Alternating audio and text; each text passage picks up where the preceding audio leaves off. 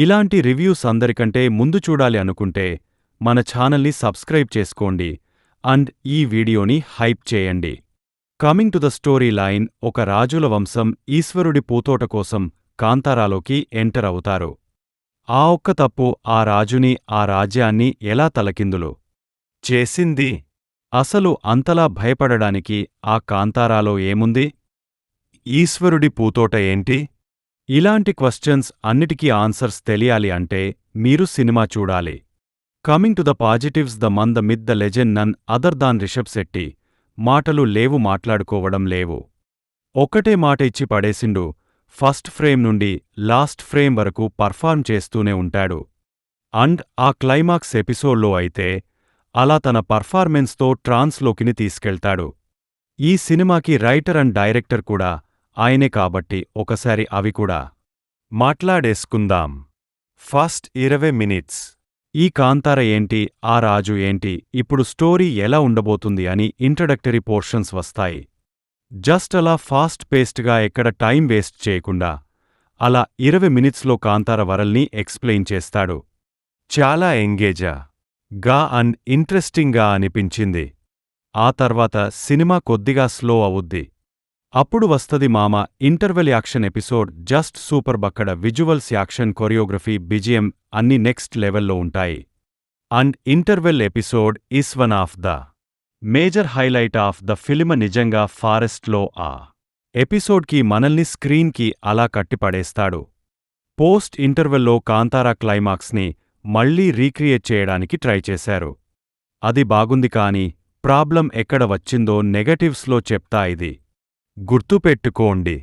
ఇంకా ఆ ప్రీ క్లైమాక్స్లో వచ్చే ఎపిసోడ్, క్లైమాక్స్లో వచ్చే డివోషనల్ ఎపిసోడ్ అలా ట్రాన్స్లోకి తీసుకెళ్తాయి.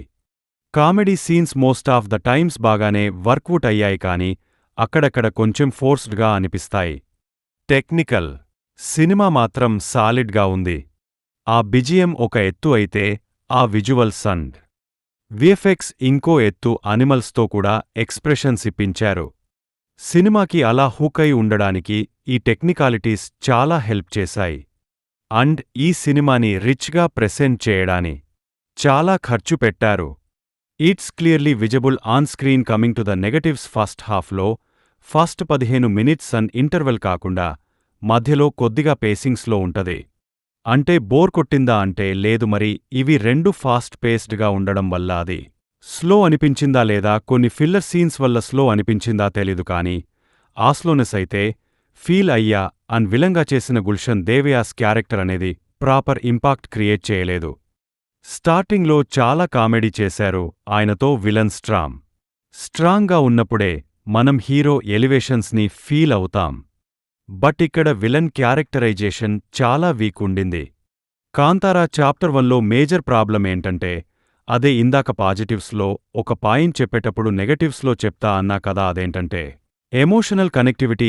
ఎస్పెషల్లీ పోస్ట్ ఇంటర్వెల్లో కాంతార క్లైమాక్స్ని రీక్రియేట్ చేయడానికి ట్రై చేసినప్పుడు అది క్లియర్గా లాక్ అయింది. అంటే ఒక ఎమోషనల్ బిల్డప్ లేకుండా ఇప్పుడు రీక్రియేట్ చేయాలి అన్న ఇంటెన్షన్తో తీసినట్టు అనిపించింది.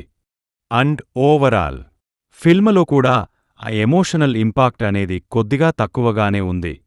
అండ్ వీళ్లు ఏదైతే ట్విస్ట్ అనుకుని సినిమాలో పెట్టారో అది easily predictable. Coming to the performances, Rukmini Vasanth she is peak female beauty. అలా స్క్రీన్ మీద తనని చూస్తూ ఉండిపోవచ్చు. భలే క్యూట్గా ఉండింది. జయరాం గారు అండ్ ఆ కింగ్డమ్లో హీరోకి పరిచయమయ్యే కొన్ని అదర్ క్యారెక్టర్స్ బాగానే పర్ఫార్మ్ చేశారు. ఓవరాల్గా చెప్పాలి అంటే Kantara chapter 1 is worth watching theatre film. Disappoint అయితే అవ్వరు. రిషబ్ శెట్టి ట్రైలర్తో చాలా తెలివిగా అండర్ ప్లే చేశారు. మళ్ళీ నెక్స్ట్ వీడియోలో కలుద్దాం.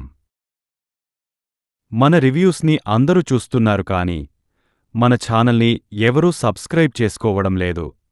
మా ఎఫర్ట్కి మీరు ఇచ్చే సపోర్ట్ అంటే సబ్స్క్రైబ్ చేసుకోవడమే. Please do subscribe our channel for more genuine reviews.